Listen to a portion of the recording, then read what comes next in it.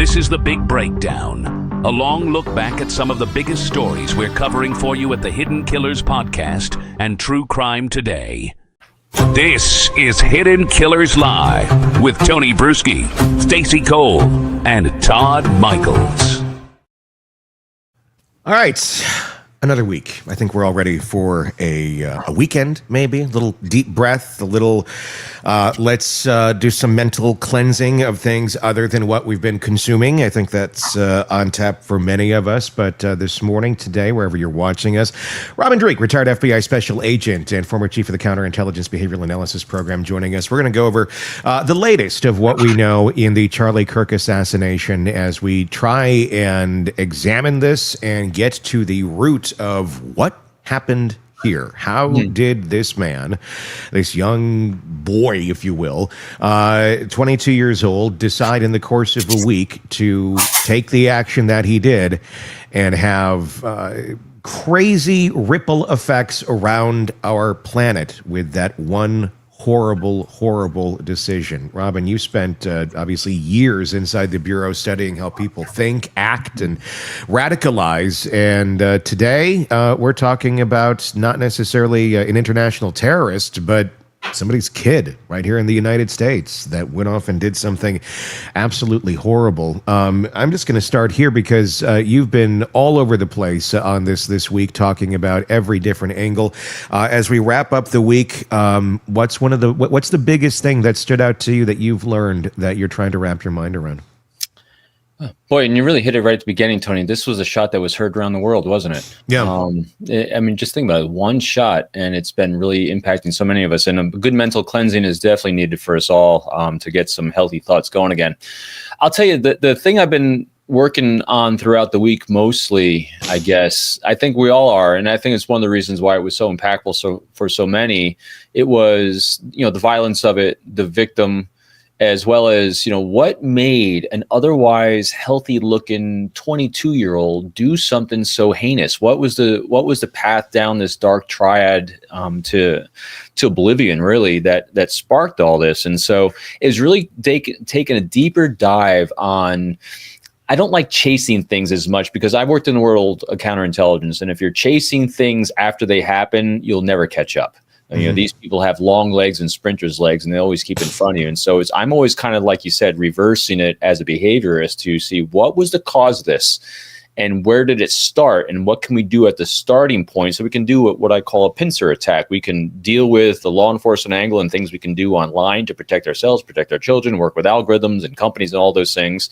And some of what I'm going to suggest here will fall into that. But also, where is the root cause and what can we do at the beginning of this to, again, here's someone before the prefrontal lobes even fully formed at the age of 22 years old, has let his emotions and his groupthink, his self-centered actions. And I want to be very clear on this. This is not the action of a social justice warrior, just like Luigi Mangione isn't. And I don't care who you are and what camp you're in on this.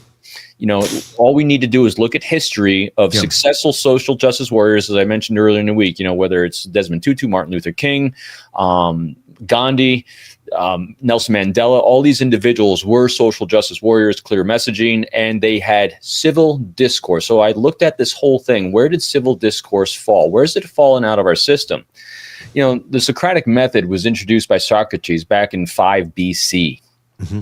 And it was a method for engage. I actually looked up all the research on this as well. It's what law enforcement uses when interviewing someone. It's what interviewers like yourself use on radio shows and podcasts. It's what a lot of people use, but for some reason, it falls by the wayside in a lot of places in our society. And that's what, kind of to my point earlier this week, was curiosity died.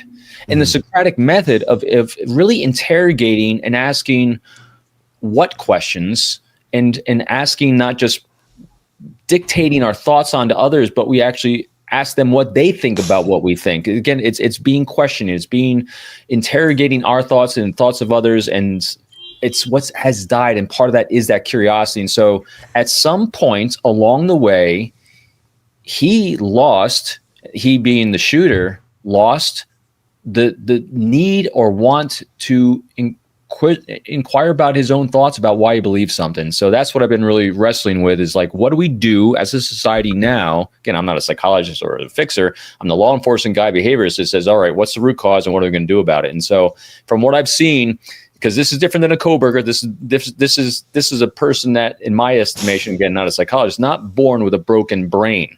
Mm-hmm. He was born pretty normal in a pretty healthy family. Again, healthy, falling within the parameters of normal behavior, as much as we all do. But somewhere along the way, that brain got twisted, mm-hmm. the curiosity died, and then it was not substantially invigorated by the online community. I did research on how many online forums and how many social networking places and how many video games actually utilize the Socratic method of questioning, or are they just promulgating what's right and what's wrong according to their dogma? So mm-hmm. it was a really deep dive on all that. So that's what I've been doing. Well, I mean, and when we jump into all of that, I mean, I wouldn't necessarily expect video games to be, teaching morals or it's bounds not about morals either. Yeah, or bounds. But obviously something went horribly wrong here.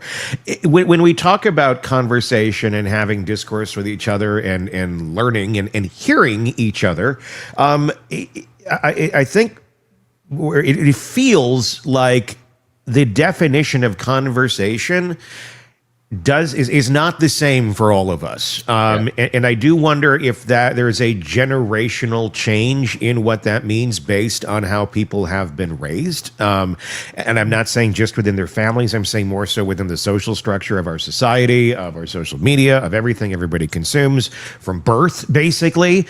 I mean, this is a kid. He's 22. I have no idea when he got his first phone, but he's very easily one of those kids who could have had an iPhone in his hand at a very, very, very young age, or a device. And this is, and completely brought up in a world where this is how he consumes information. And an iPhone on its face is not an evil thing. It's the way we consume it and the way that we understand how to do it. But I feel like we've gone into that world with no playbook and our brains aren't equipped to do it. But back to my point about the conversation.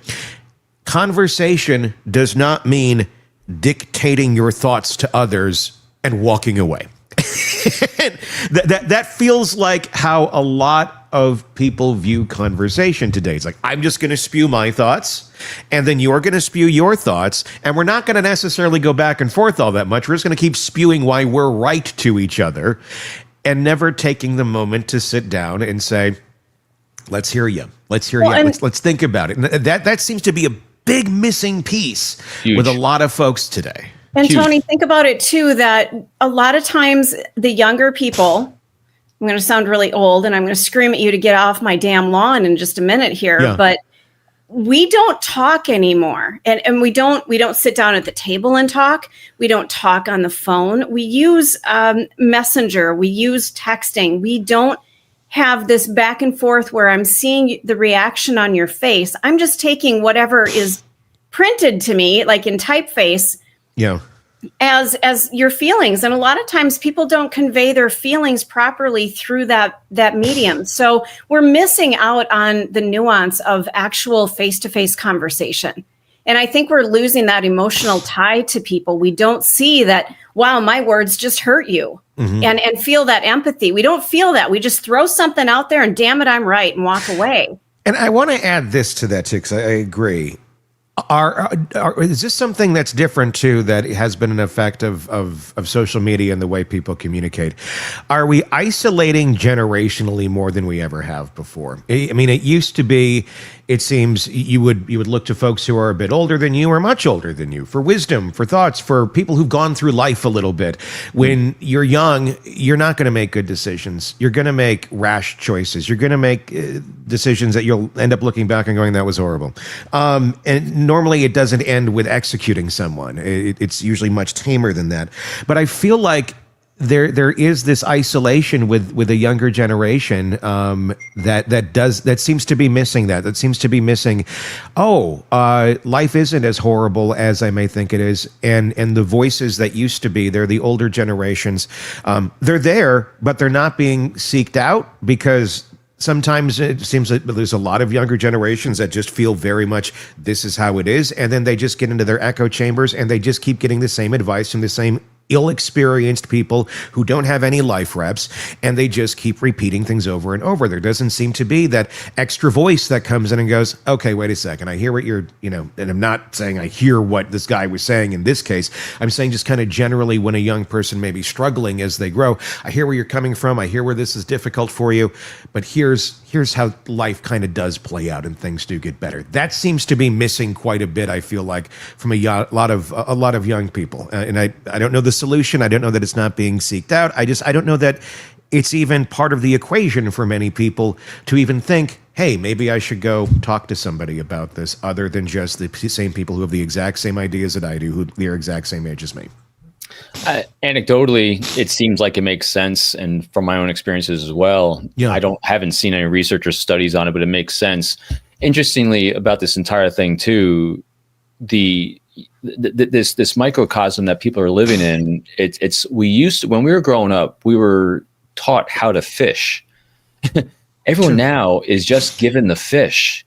And they don't interrogate the information they're provided. I mean, when we were younger, we're saying, hey, if you got to write a paper, so you can go to the library and look it up. And I want at least 5 sources before you can put it down on a piece. I mean, think about that. I don't know how often that is done anymore and how quick and easy it is to get that information. So here's other research I did on this when it comes to interrogating information and questioning.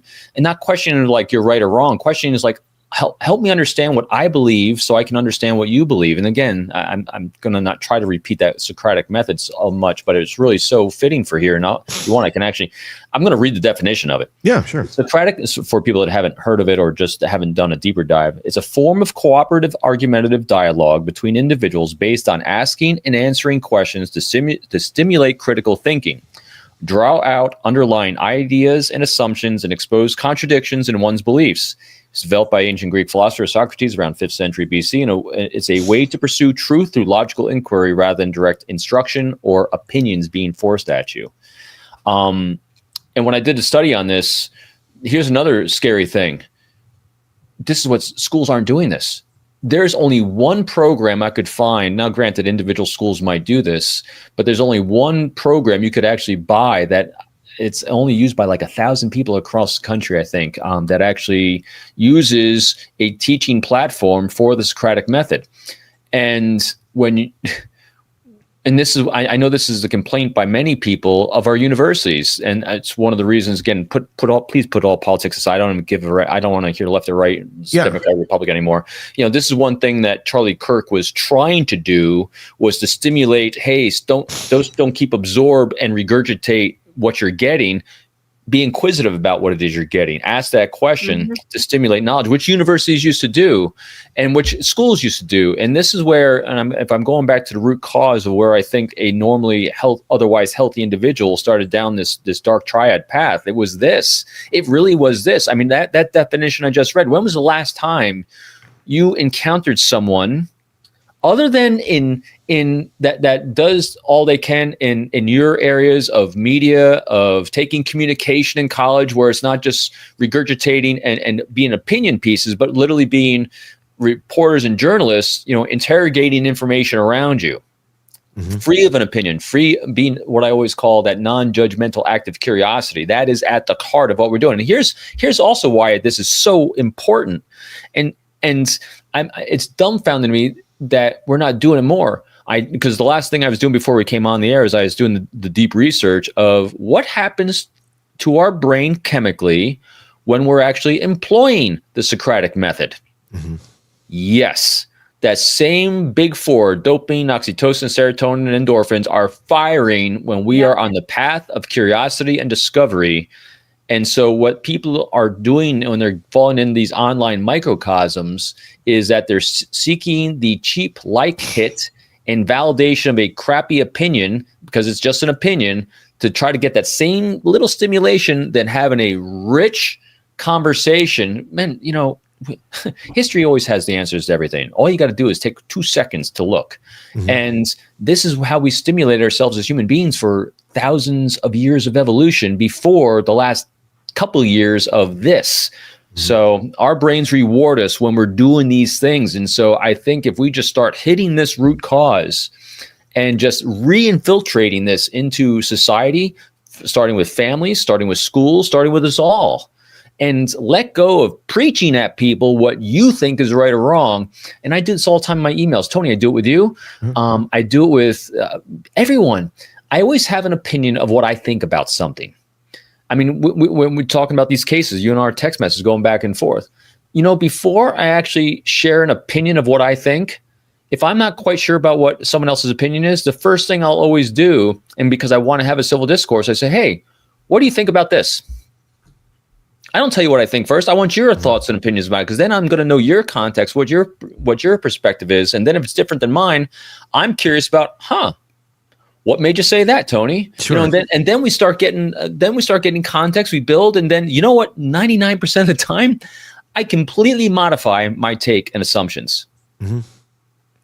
My gosh. Which is rare, and most people don't do that. Most people don't modify anything. They're ingrained. It's carved in. And why would I want to change that? Well, because that's how you grow and learn. So anyway, I'm sorry. I keep interrupting. I'm sucking today on that. This gets us back to the case. Yeah. This is what he wasn't doing. Mm-hmm. And he started getting reps, and he was on an arc of self-fulfilling confirmation bias prophecies of non-interrogation, because as his quote says, some people just can't be rationalized with, or what was the last quote he said? Yeah, I got it somewhere here. I got it too. Anyway, everyone's seen it a million times. in the text exchange, is that what you're referring to? Yeah. Yep. Yeah, I got it right here.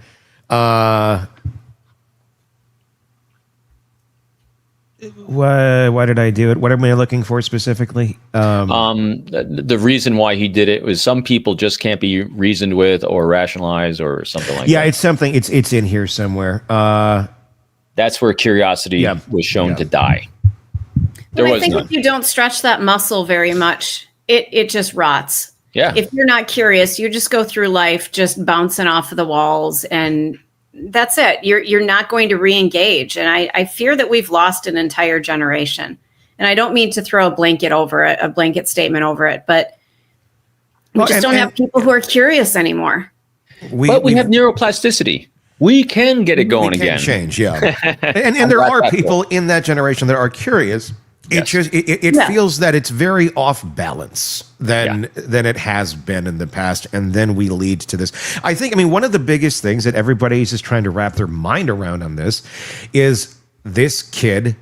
He looked like pretty much any other normal kid, and I'm not just talking physically. I'm just talking, if you met him and you.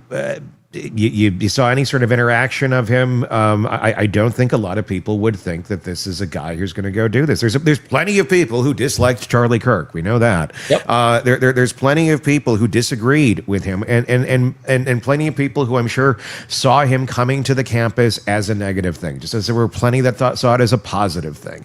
But the difference in this is just this is simplicity at which this guy went and said, okay, he's coming here. I don't like him. He's too whatever. And it's in this text over here somewhere. What he was saying about it's too negative or too much hate. It usually stays within those bounds. It stays within the bounds of conversation, of expressing it on social media or to your friend or whatever.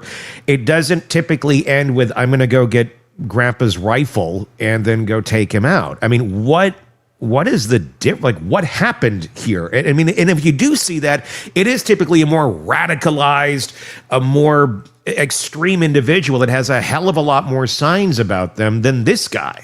Well, and think about, he said, I had enough of this hatred. Some hate can't be negotiated out. Yeah, that's the lie. Yep. At this point, he should have gone to this actual speech that he was giving and taken him on in a conversation, put the gun down and have a conversation. If you think that Charlie Kirk is full of hate, then go take him on and beat him down with an argument. You don't have to shoot him and kill him. Yeah. Go have a verbal confrontation with him and try to bring him to your side. And I don't mean confrontation because that sounds argumentative, but have a discussion with the man and try to get him to come to your side. You don't have to kill him. He didn't have, I mean, he was, I mean, he could have gone to the microphone. He didn't have to go to the roof. Right. Exactly. That's the thing. I'm sorry, go ahead. No, go ahead, Robin, because I want to get your response to that. And so getting to your point, Tony, and then getting to him and what caused this, not doing that and going to the mic.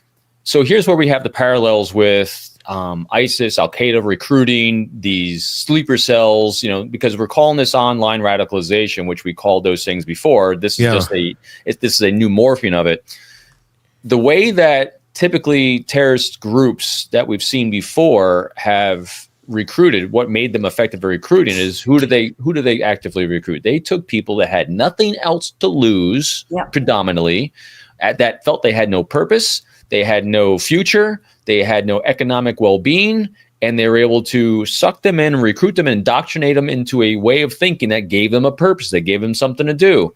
And so here's some of those, I've researched this, some of the parallels between what we're seeing through these self-radicalized assassin culture that's come about, as the study from Rutgers coined it very effectively, and those other groups that we've seen from the past. And that's very, very similar. And one of the reasons why he acted like this and said these things, and when we saw his initial appearance, and when he all of a sudden seemed to have given up, he didn't just give up after he shot Charlie Kirk. He had given up before then. It's the reason why he did it, because he felt his life had no purpose. Matter of fact, so here's the other parallel with typical lone shooters, is that lack, and it's why this typically in this age group as well, mid 20s, early 30s, is because it's that lack of purpose. They're looking for something to give their life meaning. And so they latch on to something, as unhealthy as it is, definitely in this case, and it becomes their meaning until the entire world comes crashing down. Because his grasp on reality, in my estimation, again, conjecture, he spent so many hours in unreal world that he didn't really grasp. I mean, just listen, the text exchange was it was so flippant about what he just did. Oh, it's no big deal to let it go. And this has been going on for a while, Tony and Stacy. Years ago, before I retired from the FBI, I remember the first time we had an espionage case from someone from a millennial. It wasn't Gen Z here, it was a millennial. And what was very striking to me in this investigation was we had the telephone call that he had made to a foreign diplomatic establishment, where he's basically volunteering over the phone to the bad guys to give them classified information because he wanted some cash, he wanted something in life. Mm-hmm. And I'm listening to this conversation, and I'm comparing it now, again, that arc to everything I've been exposed to before of other espionage investigations, whether it was Robert Hansen or whether it's any other insider threat espionage case we've done, where people were very cognitively aware of the damage they're doing against the national security of the United States, NATO allies, potentially killing people by their actions, and what they're doing for themselves. You could hear the stress in their voice. You could hear the trauma they're going through to kind of take out they knew the severity of what they're doing. You could see the difference in everyday conversations with people and when they're actually going operational. This conversation, this text messaging, didn't just seem like it was everyday life. And the same thing, this first espionage case I saw from someone that was of a younger generation, millennial generation, he was having friends in the background, having a beer party, as he decided to pick up the phone and call the diplomatic establishment, volunteering.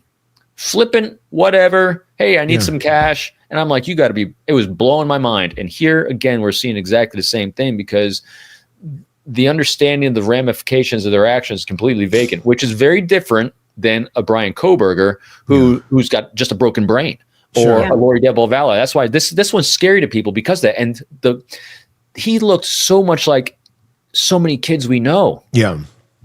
It makes you scared. I mean, I probably reached out to friends and family numerous times, like I think we all did, just touching base. Hey, I'm here for you. Yeah. In the last week, to say, hey, I'm here for you. This is a path that no one has to go down. Yeah. But that's where I think that this origin of it came was that. I mean, the origin, when you if you were to have a conversation with the guy, I'm sure you get I hate Charlie Kirk is, what he would, say. I hate it, this and that. Okay. but dig deeper. I think at the end of the day, you're going to have if you dig deep enough and ask the right questions, you're going to get a guy who hates himself. And that the fact that he's willing to go and put all his life on the line, he's gone. His life is over. He'll be executed by the government. But the lack of understanding that this is going to be the cause and effect of your actions seems to be a very missing part. There's a lot of people who hate themselves, who go out and act out in ways. But even people who do hate themselves, I guess I'm very baffled by the lack of understanding of the cause and effect here. That he didn't seem to think that there would be an effect to these actions. In his letters, he literally says, "To be honest, I had hoped to keep this secret till I died of old age." I mean, what? I'm sorry to involve you in the text exchange. And he's saying, you weren't the one who did it, right? I am. I'm sorry. I thought they caught the person. No, they grabbed some crazy old dude. It's so flippant. It's so. I know, he's calling someone else crazy. He's calling someone else crazy. It's like he's talking about going and ordering at Burger King. There's no gravity. There's no. He doesn't seem to grasp the depth of his actions at all. And I'm wondering why that is. What's missing in him, or collectively in a chunk of a generation of people, that this seems to be okay in their mind, that they can talk about it this flippantly. And an element of it, again, who knows, that they'll have to do psychological assessments and testing on them. I think definitely one element is that lack of purpose. When Viktor Frankl's book, Man's Search for Meaning, how did people in the concentration camps maintain purpose and meaning? They're the only ones that actually, not the only ones, they are some of the ones that actually were able to survive physically deprivations that were done to the body that killed so many, besides the Nazis themselves, but just the environment that they were in. But some were able to get muscle through it. Not muscle, it's not even the right word. Psychologically, they never gave up because they knew there was purpose in life, and they found that purpose, as small of a glimmer as that was. So when we as a species and an individual lose purpose, because that's an element of what we saw here, someone that totally lost purpose. And this is part of that big challenge of why this current generation, this current climate we're in, is self-radicalizing. Because if you feel you have no purpose, and then you have groups online that say, yeah, we have no purpose together, and it's easy to get down an arc of self-validation inside these echo chambers, well, why not? I hate this guy. This guy's an idiot. I don't like him, and I got nothing else to lose. And that's what just see that. And then that becomes their purpose. And I say that in air quotes. It does, because he wants. A lot of that term criminal notoriety really comes into play with me as well on this one, because notoriety, not from look how awesome I am, but also it's notoriety sense. I have a purpose. This was my purpose. And granted, at the onset, he had hopes of living through this, but. Right. I think that hope died when the reality started coming crashing down on him. That's why he's on suicide watch right now. It's so scary, because there's so many just like him. That's why this is such a that's the scary part, I think, to a lot of people, is we think of, people are being recruited, they're doing this, they're doing that, they stand out. This was another lone wolf, which is the scariest thing.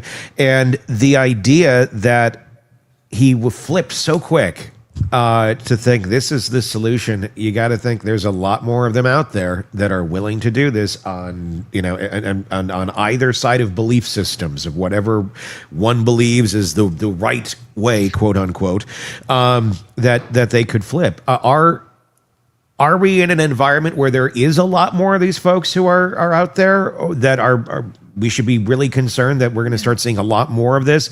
Or was this really just a very odd duck and it scared the shit out of all of us? I mean, really, where do you think we stand society-wise in terms of people being able to just self-radicalize in such a way that we really haven't seen in this country before with our own citizens? So the methodology that self-radicalizes is prevalent. It is there. And when you look at the crowd supporting Luigi Mangione, you can definitely see there's more potential out there for this.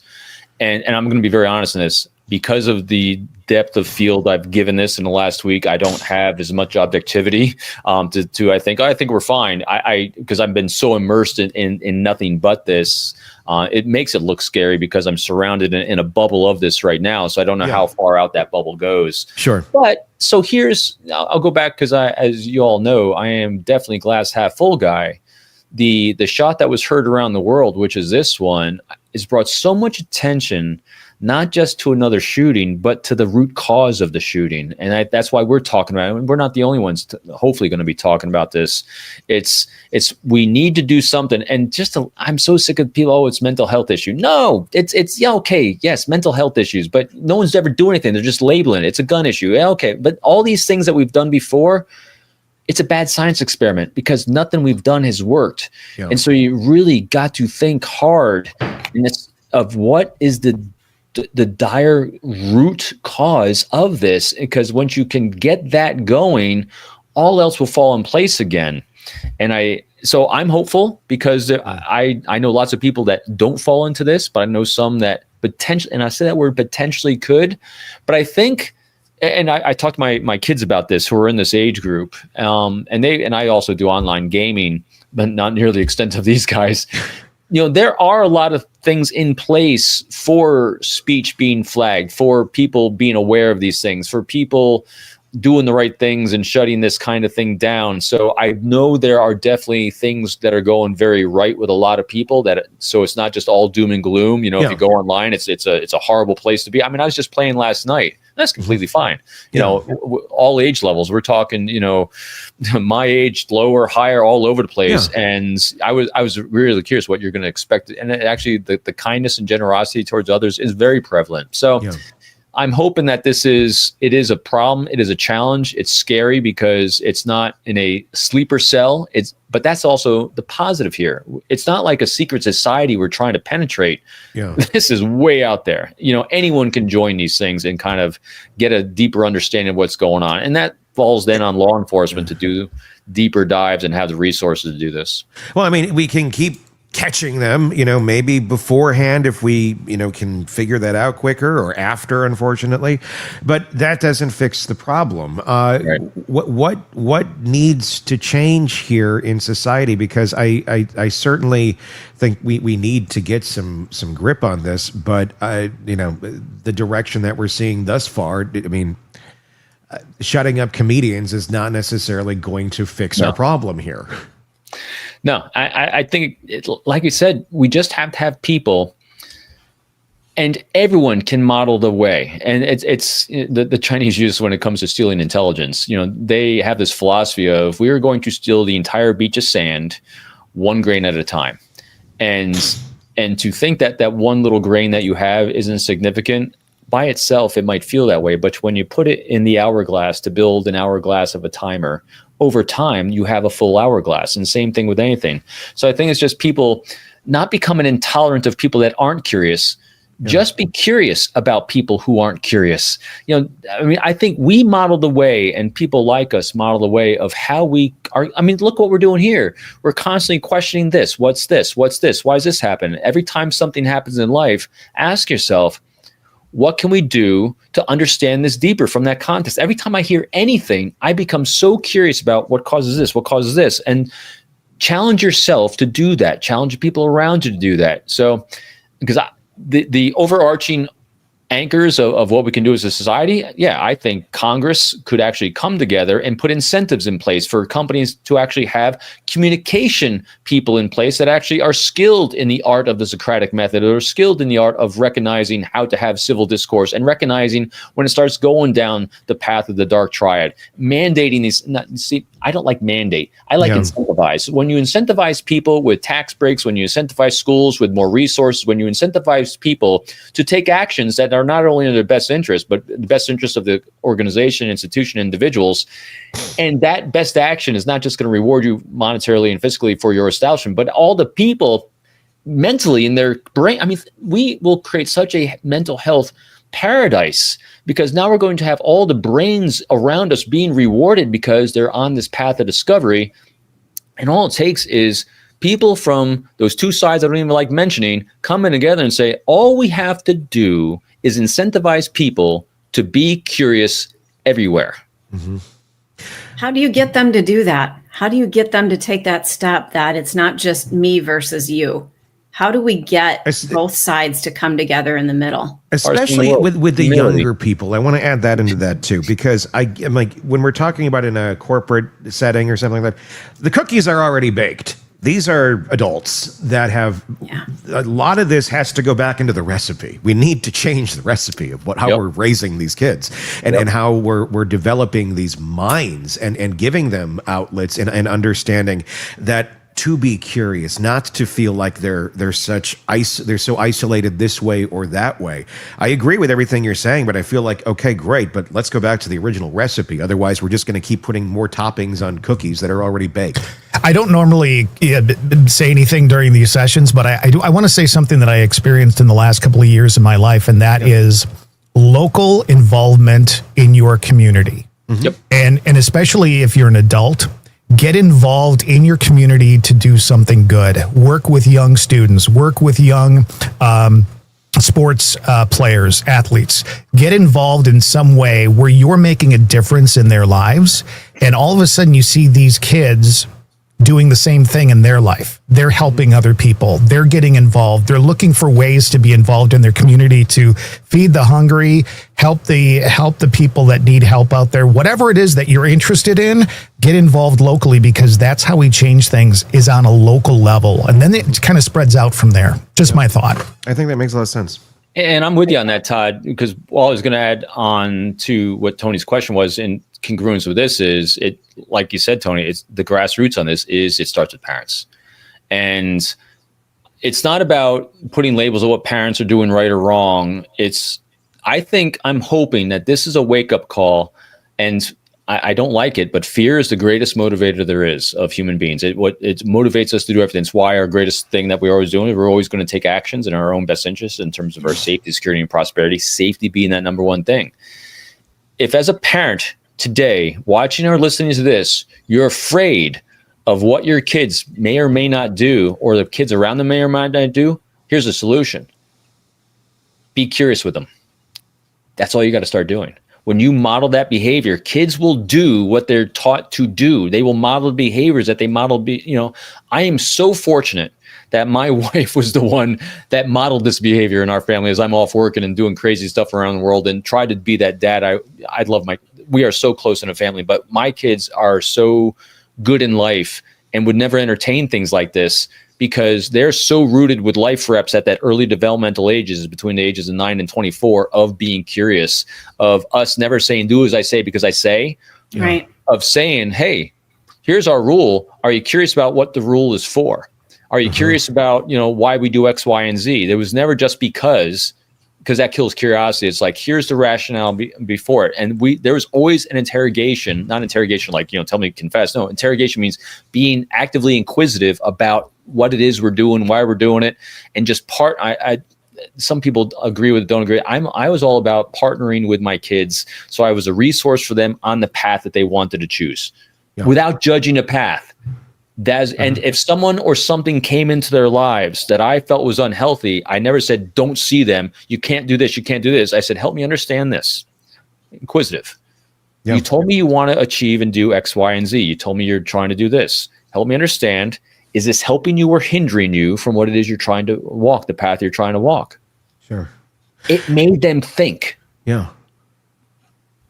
Start there.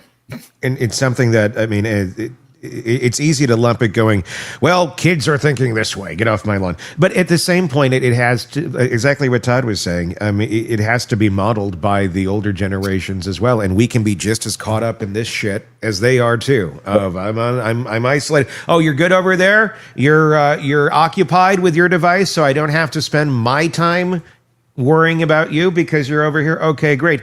And, at a restaurant or something, sometimes it's nice. There are places where it's like, okay, they're good for a few moments, I can do it. But unfortunately, that convenience, I think, for a lot of adults and a lot of parents, and I'm guilty of it too. I think every parent is, to a certain extent, of relying on this a bit too much and relaxing what we may have to do as our responsibility as parents and as adults to the next generation to help them, because while they're good over there, I'm good over here. Eventually, we all just go back to what is hitting our own dopamine levels, no matter what age you are or generation you're talking about. It is very much about coming out and being present and being there for that younger generation and demonstrating healthy behavior. I don't think we're doing a lot of that. No. Need more, much more. The acceptance of a lot of things. I mean, it turns into kind of an erasure of boundaries sometimes. How does that create chaos and make space for violence, like something like this? What do you mean by that, Tony? It sounds like something I said. It is. I mean, you had mentioned about that there seems to be an erasure of boundaries in our society right now, or there has been for quite some time. And then when it goes too far, there is no cause and effect, or people don't even see effect sometimes. It's just cause. It's just the moment. Expand on that a little bit.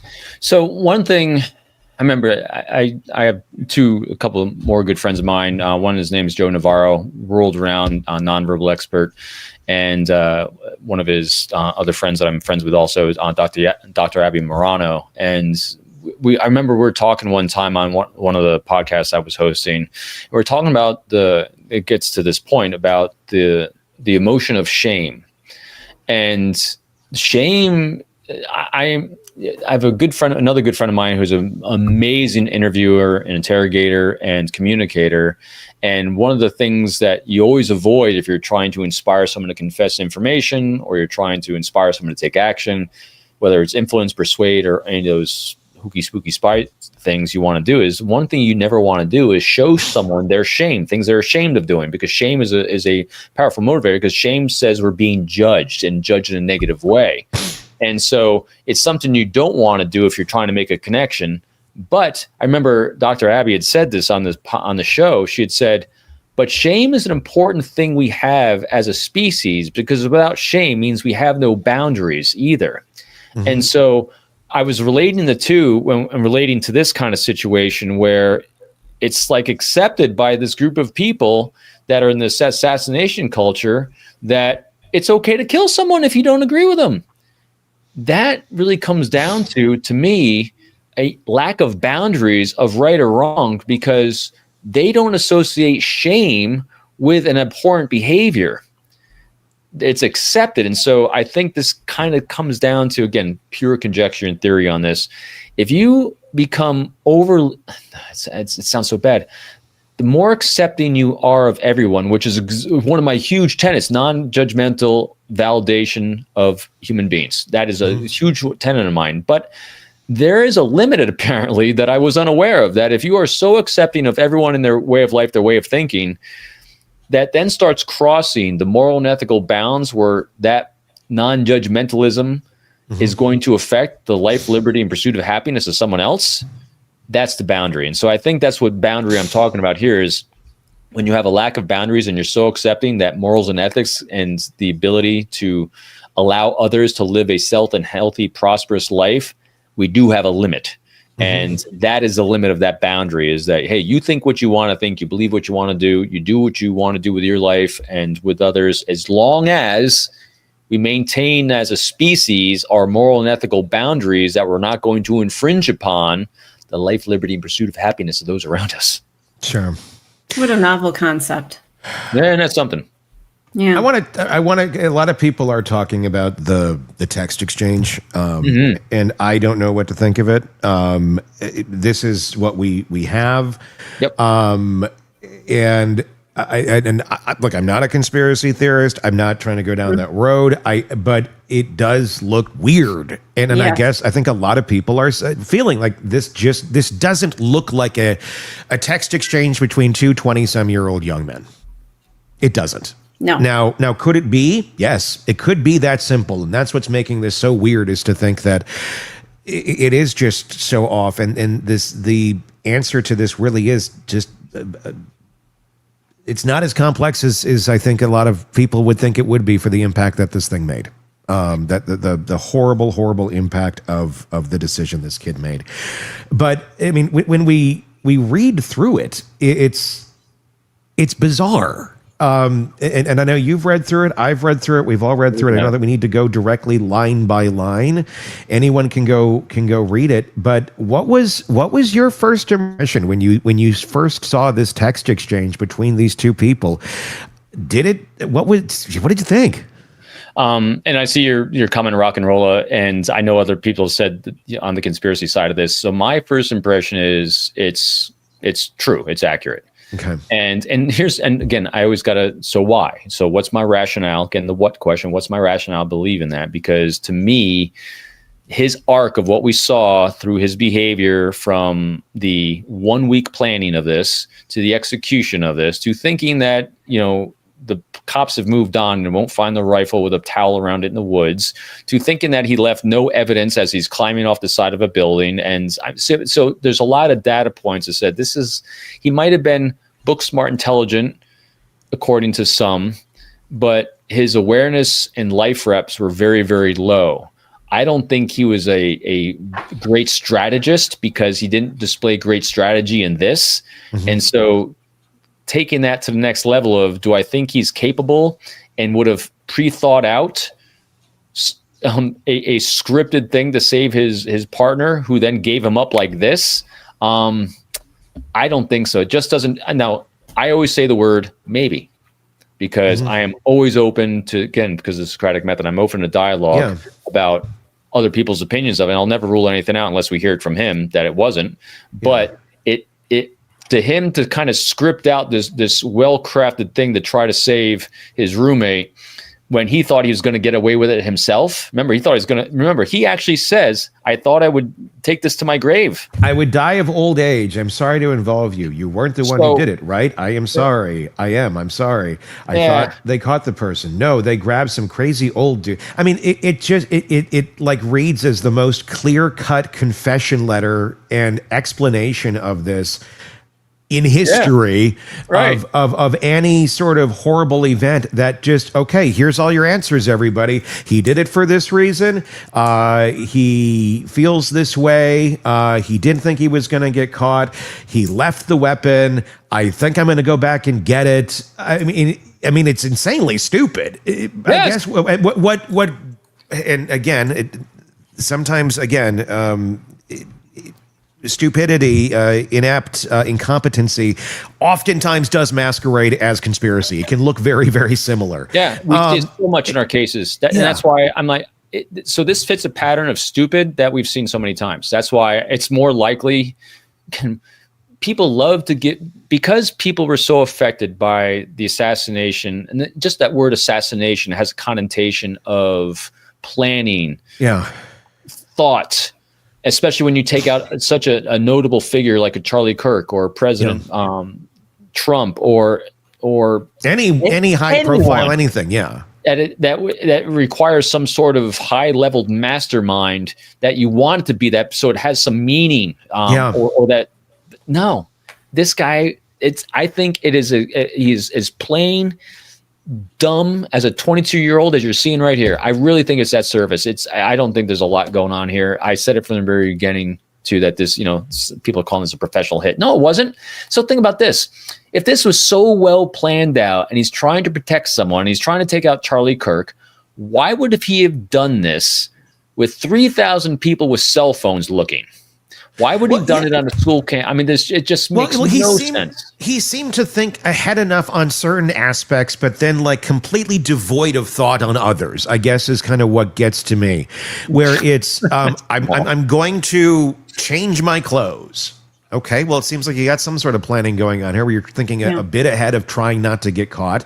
But you're literally at a place with all these people with phones. There's cameras everywhere. Of course, something happens like this, it's going to get locked down like that, and people are going to start searching. You can't just necessarily wander out of there with a weapon.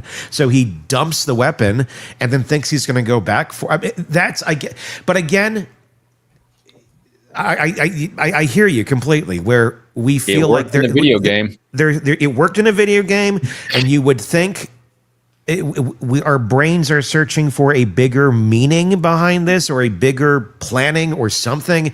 Not just this idiot who doesn't really plan shit very well to go out and do something like this. I mean, it's weird. It feels weird. It feels unfulfilling. Yes, completely.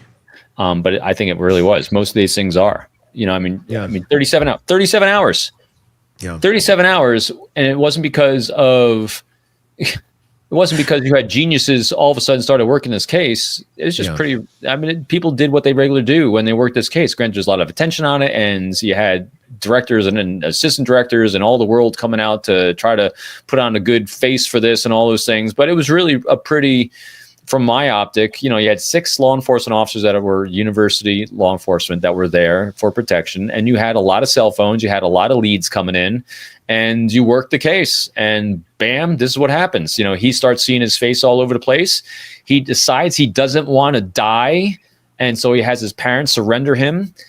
That comes down to someone who's shocked he was caught, and so someone who's shocked he was caught, his pre-thought and plan to save his roommate, who apparently didn't necessarily, and again, I'm using conjecture here, I've never seen any live-in partner give up someone so fast. I mean, he seems genuinely shocked. Like, you did what? Yeah, and then spills everything. Cooperating. That's why I think it's part of this whole thing. He's surrounded by a lot of people with a lot of. In that healthy parameter realm. That's why this to me, this text message, I mean, his partner seemed as shocked by this as everyone else. Yeah. Okay, you're left leaning. His parents say he's left leaning. Okay, that's a lot of people. Okay, a lot of people hate Charlie Kirk. Okay. Yeah. I wonder if he shocked himself by doing this. He seems like he almost shocked himself that he went through with this. Do you think he had a death wish? Did he think he was going to end up getting shot and this is how he was going to go out? Was there so much just self-hate going on in this guy? Suicidal ideation is always part of this with a lot of these stuff, but not all. I mean, he had an escape plan. He wanted to get away. Yeah. He's got a suicide vest on now. Again, when you lack purpose in life, you become come see, come on it. I mean, it's literally kind of flipping about your life and the life of others because you're like, what's the purpose? So I think he's kind of riding that edge. But why leave a note then? Oh, yeah, fair point. Yeah, I mean, and look, this is not the first case we talked about where things just don't make a lot of sense. I mean, most cases, most times someone ends up dead. There's some sort of chaos involved and a broken brain and some way of thinking that doesn't add up to the rest of us, which is why someone ends up dead, because somebody was very, very off on their thinking, on their problem solving skills. What does this mean, for the future of events and things of that nature? I mean, obviously we've all lived through 9/11, every single one of us here in many different ways. You were right there. We were in a studio. And then in the years after, we saw security dramatically change in every aspect of our lives. And I got to say, almost 25 years later, it's pretty lax compared to what we used to be seeing, and in some ways it's like, oh, this feels kind of good. There's not metal detectors every time I walk into a park or something. I remember, there were all those things. I remember going to Sault Ste. Marie, Michigan, and wanting to look at the locks of the boats that were coming through between Canada and the U.S. And there was a park right there, and it's barbed wired, and it's like a fortress. And this used to be just this beautiful little park. And it was like, well, I guess guess this is kind of how we live today. That's all changed, because, well, time has made a lot of people forget, unfortunately, the lengths as to which we went, and that some could argue maybe we went too far. What does this event mean for the future of security and hardening down really anything, from a Christmas parade to someone making a speech that may be politically charged? Yeah, I don't know. It's a real big question, isn't it? Yeah. I mean, there's the pragmatic side of it is anytime you do an event like this, you have to have an insurance company insure it. And so I don't know what that's going to do to it. That's going to up the cost, and it's going to up requirements for law enforcement presence, security presence, and the requirements for them, which is going to up costs everywhere as everything in life. And so it's going to maybe exacerbate the problem of everyone's having economically, right? Yeah. Or it'll also scare people away from doing these things. And at the other time, though, too, kind of, Robin and us doing the glass half full on this, I'm hoping it's going to encourage people to be curious about how to actually have a civil discourse. So, it's important to do these things. Our progress as a species comes about because we have people that are these, social justice warriors, like the ones I mentioned earlier on. But they had a methodology that was extremely effective. If people are looking for change, there's a way to do it that's really, really effective. And it isn't this. Not one time in the course of our species, did the research on this, has anyone been effective at successfully influencing social justice by assassination? Yeah. Not once. Nope. And so hopefully this gets people to really be curious about how to have a great conversation about them, not about yourself. So yeah, screaming at each other, shooting each other, that doesn't usually fix much of anything. and silencing each other doesn't fix anything either. That's I think very important too in this, because I think that's a scary road that we might be walking down right now. Yeah. It is. That and at the end of the day, doesn't seem like what Charlie Kirk was about. He was about conversation. He was about discourse. Agree with him, disagree with him, whatever it may be. It wasn't, you shut the fuck up and we're going to make sure you can't be heard. And unfortunately, it feels like that's what this is being used for.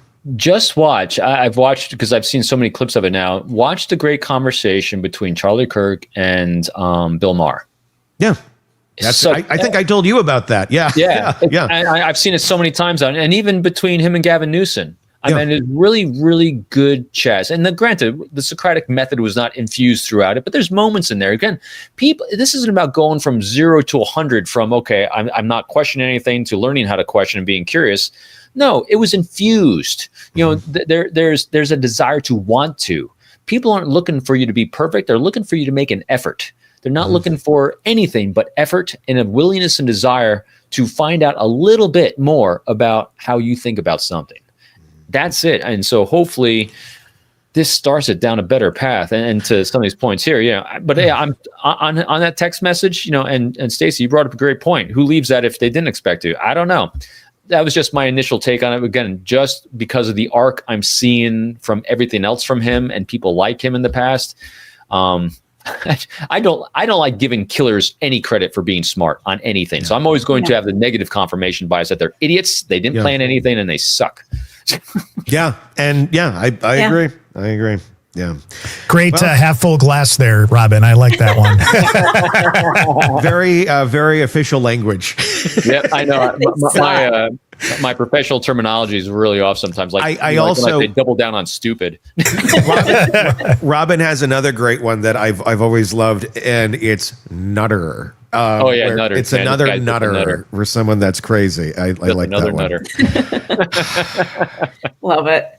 Robin, as always, thank you for coming on and talking about what you've witnessed this week and your thoughts. It's always very valuable, and our audience greatly appreciates it, as do us. So thank you so much. If you're looking for some books over the weekend to read, Robin has quite a few. This is his latest one, Unbreakable Alliances. Check it out wherever books are sold. Sizing People Up and The Code of Trust, all great. If you want to, if you're listening to him going, I'd love love to hear more. Check those out. They are all excellent reads. Have a great weekend, Robin. I'm sure we'll be texting and figuring out the problems of the world as we always do. As the four of us solve the problems of the world, at least be inspiring to hopefully people who want to. Want more on this case and others? Then press subscribe now and don't miss a moment of true crime coverage from Tony Bruschi and the Hidden Killers podcast.